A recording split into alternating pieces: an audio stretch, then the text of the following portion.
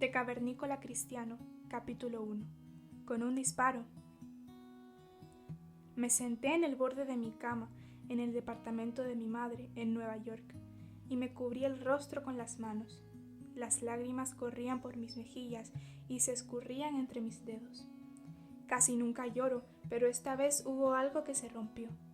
Me había involucrado en riñas casi desde el primer día de clases, y ahora estaba en problemas otra vez. Me preguntaba si alguna vez haría algo positivo. Sencillamente no lograba controlar mi temperamento.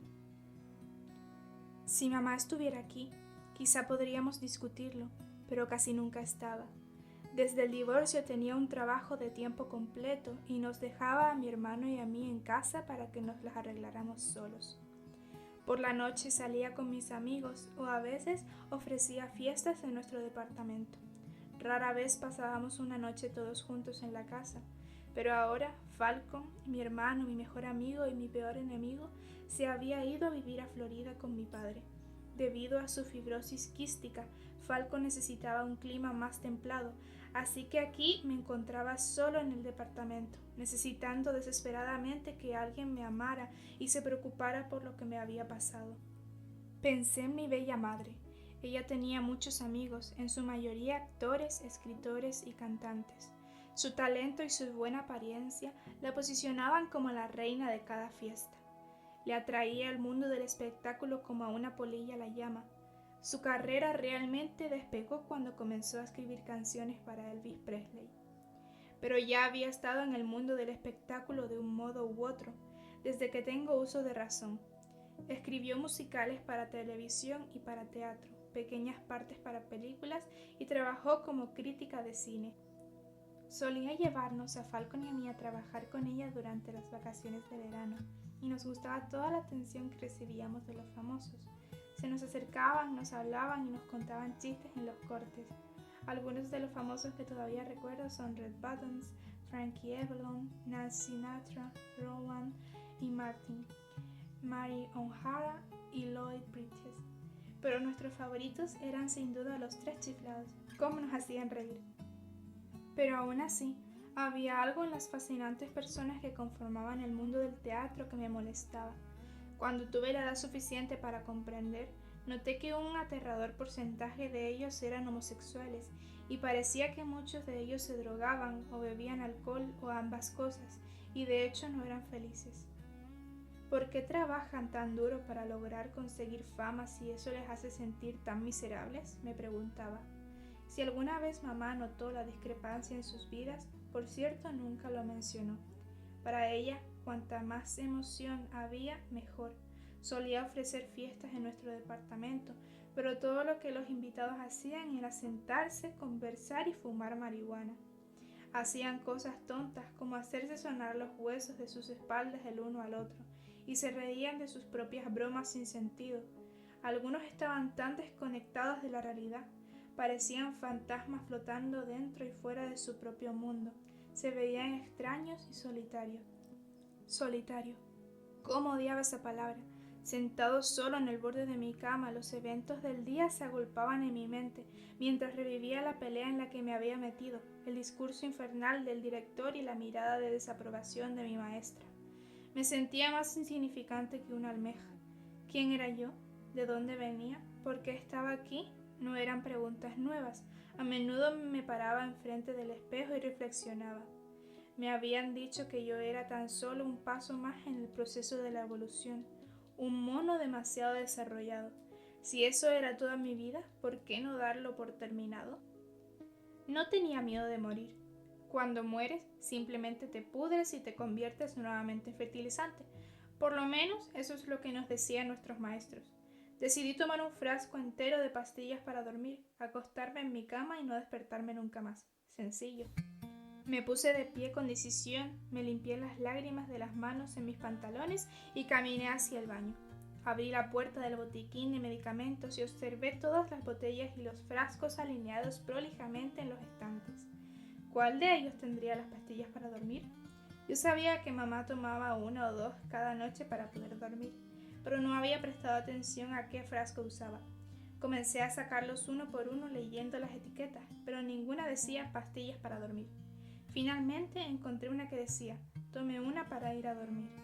Valium. Tenía 13 años, pero nunca había oído esa palabra. Apoyé el frasco y continué buscando, pero ninguna otra cosa sonaba bien, por lo que regresé al Valium. Desenrosqué la tapa, volqué todo el contenido en mi mano y tomé un vaso de agua. Mi mano se detuvo a mitad de camino. ¿Y si no eran pastillas para dormir? ¿Y si eran algún tipo de pastillas para mujeres? ¿Qué ocurriría si solo me hacían mal al estómago? No quería estar enfermo, ya tenía suficiente sufrimiento y miseria. Quería morir. Me incliné y leí nuevamente la etiqueta del frasco, pero no encontré ninguna pista nueva, así que me quedé allí parado por un momento largo, intentando decidir qué hacer. Lentamente tomé el frasco y volví a colocar las pastillas adentro. Ya encontraría otra forma de matarme otro día. Rememorando el pasado, me pregunto cómo pude ser tan ciego a las pistas que me dejaba mi mamá, indicando que se preocupaba por mí. Intentaba expresar su amor a su manera. Escribía una obra musical para mi escuela y me ponía como protagonista. Trabajaba mucho en esto, seleccionaba los personajes, hacía los disfraces y hasta conducía los ensayos. Esto le impedía trabajar, lo cual significaba un salario menor. Antes de que Falcon se fuera, disfrutábamos de cierta cercanía. A veces nos sentábamos juntos en el comedor a mirar televisión. Mamá y yo fumábamos marihuana, pero Falcon no podía por su fibrosis quística, y entonces ella le horneaba galletitas, poniéndole una buena cantidad de marihuana o hachís.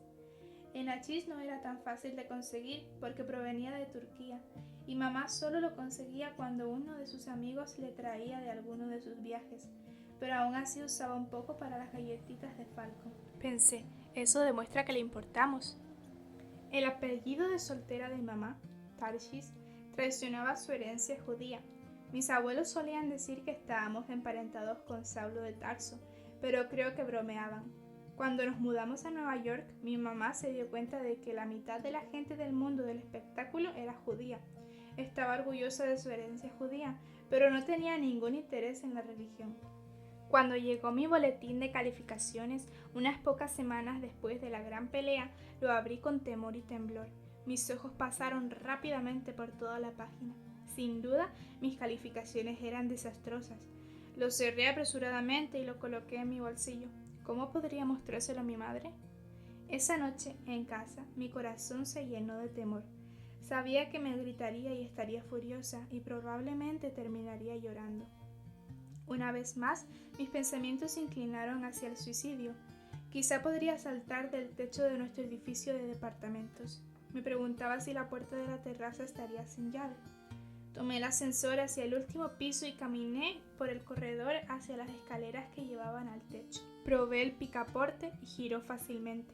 Abrí la puerta, subí los escalones y salí a la terraza. Me trepé a la cornisa que rodeaba todo el edificio y miré hacia abajo. 16 pisos. Los ruidos de la calle flotaban hasta mis oídos. Bocinas de automóviles, motores que aceleraban y sirenas que ululaban a la distancia. La gente en la calle estaba tan lejos allá abajo que parecían hormigas correteando, todas con prisa. ¿Por qué corren así?, me pregunté. ¿A dónde van todos? Sabía que muchos de ellos corrían de un lado a otro intentando ganar dinero. Pensé en mi padre. Él era adinerado, multimillonario. Sin embargo, no había nacido en una cuna de oro. Su padre murió cuando él tenía tan solo 7 años. Siendo el mayor de 4 hermanos, hizo lo que pudo para ayudar a solventar los gastos de la familia. Vendió periódicos en las esquinas y realizó cada trabajo esporádico que se le presentaba para ayudar a alimentar a esas pequeñas bocas hambrientas de su hogar. Cuando sus hermanos menores fueron un poco más grandes y comenzaron a trabajar y a contribuir con las entradas del hogar, mi padre se marchó a la tierna edad de 16 años, con tan solo unos centavos en su bolsillo. La Segunda Guerra Mundial lo encontró en la Fuerza Aérea, volando y absorbiendo tanta información como le era posible sobre aviones. Luego de su baja al final de la guerra, emprendió su camino por cuenta propia. Tenía una mente aguda y una marcada habilidad para los negocios, por lo que al poco tiempo ya estaba construyendo su imperio. Con el tiempo se convirtió en dueño de 2 aerolíneas y tenía numerosas compañías de aviones. Amaba tanto los aviones y volar que cuando nació mi hermano lo llamó Falcon por el avión turbofan denominado Falcon. A mí me llamó Douglas por el avión Douglas. Creo que yo aparecí más adelante. Al volar su propio avión se volvió la forma de recreación favorita de mi padre, junto con correr autos de carrera cuando encontraba el tiempo para hacerlo, lo cual no ocurría muy a menudo. Cuando papá se mudó a Florida, luego de que él y mamá se separaran, vivía en una isla que era tan exclusiva que se requerían patentes especiales o pases para poder acceder. Cuando yo iba de visita, me alegraba de que tuviera una sirvienta y un mayordomo. A menudo ellos eran toda mi compañía. Papá venía a desayunar conmigo cada mañana, pero generalmente tenía el diario abierto entre nosotros. Si yo hablaba, a veces él bajaba el diario y me contestaba, pero otras veces simplemente lanzaba un gruñido. Yo era demasiado joven como para darme cuenta de que su ocupada agenda no le dejaba tiempo libre, y los pocos minutos que tenía en la mañana con su diario era el único tiempo que dedicaba a sí mismo durante todo el día. Sí, tenía un jet privado, un Rolls Royce, y guardias de seguridad y su propio yate, pero no tenía felicidad. Era un hombre tenaz. Decidió que nunca más volvería a ser pobre.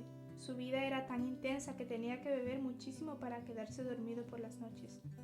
Había crecido siendo bautista, pero la religión le había sido impuesta por familiares y amigos bien intencionados, y él no quería tener nada que ver con ella. Cuando su primera esposa y su bebé murieron en un accidente de avión, creo que perdió la poca fe que tenía, y a partir de allí se hizo ateo. Una ráfaga de viento trajo mis pensamientos de nuevo al presente. Con los dedos de mis pies que se asomaban sobre la cornisa, me incliné sobre el borde del edificio, esperando que la próxima ráfaga me hiciera volar, para no tener que reunir el coraje para saltar. Me encontraba allí parado, dudando, cuando recordé que unos días atrás había leído en el periódico la historia de un hombre que había caído de 8 pisos, perdió un brazo y sufrió quebraduras en la espalda, pero no murió. ¿Y si no moría? ¿Y si terminaba lisiado y con un sufrimiento permanente? Me dio un escalofrío. Algo más me refrenaba. Tenía un problema severo de curiosidad. Si moría hoy, ¿qué me estaría perdiendo mañana? Quizás sería mejor quedarme un tiempo más. Lo bueno del suicidio es que uno siempre puede posponerlo. Unos años más tarde, se lo señalé a mamá cuando me llamó para decirme que estaba por suicidarse. Eso le salvó la vida. Me bajé de la cornisa y me senté a pensar. Las palabras de un comercial de cerveza vinieron a mi mente. Solo se vive una vez. Toma todo el gusto que puedas. Esa idea me gustaba. Aprovecharía toda la diversión y la emoción que pudiera encontrar. Una vez que tuviera suficiente, haría algo importante. ¿Por qué desaparecer con un quejido como tomar pastillas para dormir o saltar de un edificio? ¿Por qué no desaparecer de un disparo?